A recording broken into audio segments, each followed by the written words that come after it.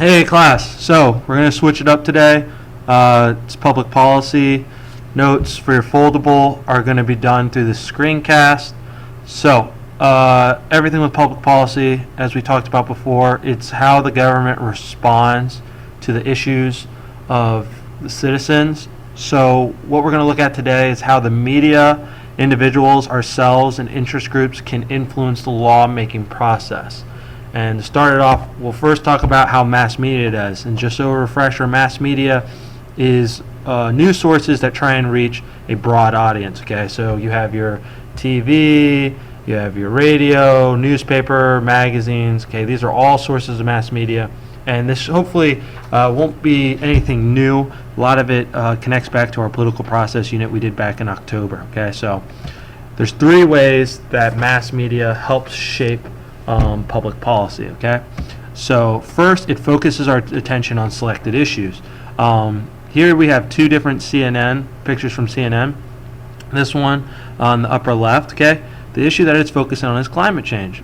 Okay, it's trying to, the news organizations try and point out to us exactly what is happening in selected issues. So here they're trying to tell us about what are the new things in the environment, because the environment has grown to be a bigger and bigger issue that citizens in America care about. And especially after this past summer, okay, the news has been highlighting race issues in America, okay, from the shooting in Ferguson to what happened in New York City a couple weeks ago, okay. So they pinpoint what we as a society choose to talk about, okay. The second one is it offers a forum for different viewpoints. Okay, so think about this as a debate. Okay, debates are broadcast on all major news networks, and it gives candidates for political office or different senators crafting different legislation or different bills. Okay, a place where maybe a conservative and a liberal get to argue about why we should respond to a certain issue in a certain way. Okay, so for instance, healthcare, a more conservative take would be that we need to leave it up to the states, while the more liberal point of view is to have the national government, and that's exactly what the Affordable Health Care Act did. Okay, and so down here we have two different correspondents probably representing a liberal and a conservative viewpoint. Okay. One example of this would be if we broadcast a dialogue on student opinions on Mr. Grant's new glasses. Okay, whether we have some people that said you should keep them, they look pretty good, or then we have another person arguing that they don't look good and he needs to get a new pair. Okay, so if we had a newscast in the morning news about that, that would be a forum for different viewpoints. Okay, and the last one is it holds government officials accountable. Okay, this is John Boehner and President Obama. John Boehner is the Speaker of the House. President Obama is obviously the president of our country. Okay, it's up to government, it's up to the media to sometimes interview these people to ask them about the policies that they're trying to enforce, to make sure that they're being honest with the American people. Okay,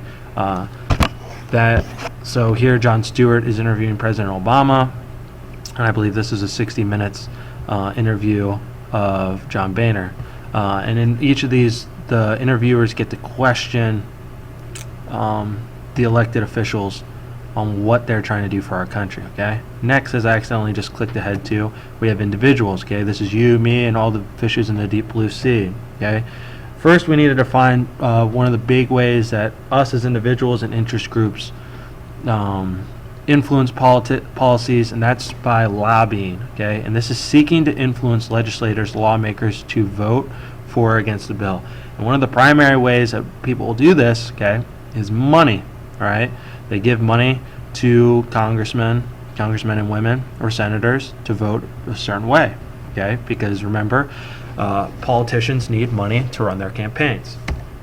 So the first way that we as individual citizens can influence is by participating in politics. And the best way we can participate in politics is by voting. If we don't vote, we can't complain about the policies that our elected officials conduct. Okay?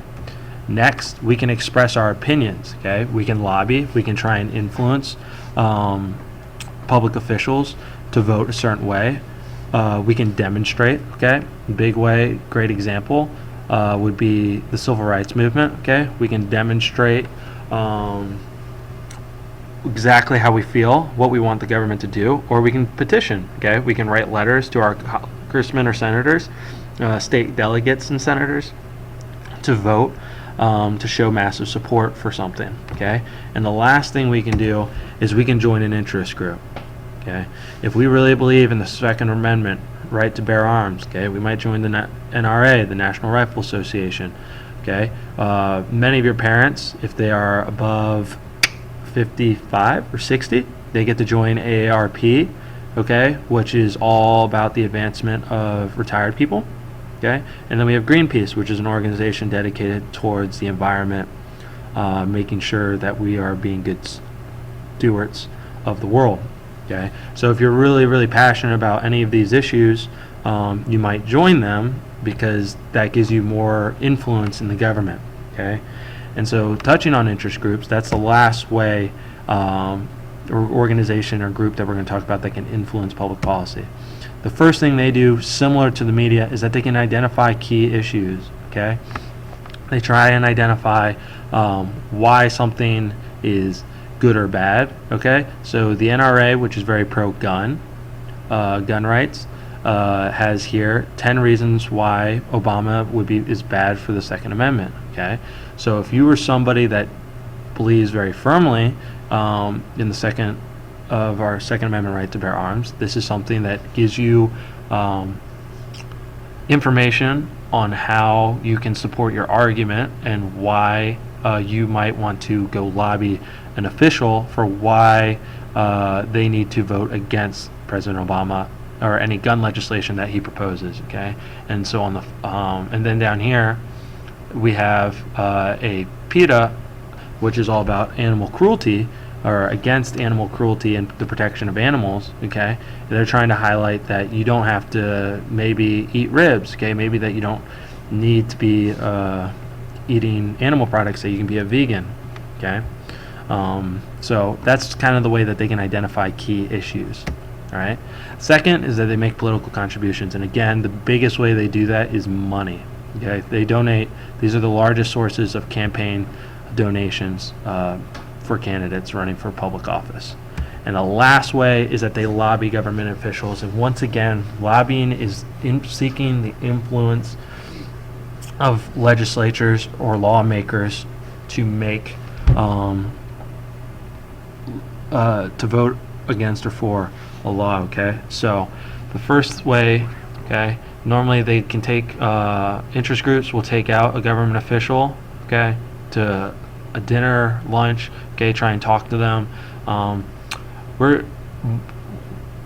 Though during this PowerPoint I've talked about how the biggest way that interest groups do gain influence is by political contributions. Interest groups in the legislative process are very helpful, because one thing they can do during these meetings when they're lobbying is that they can actually supply congressmen with a lot more information than they might have the time themselves to find, okay? So they don't only just contribute money, but when they're lobbying government officials, they try and do their best to inform the official on why they should vote the way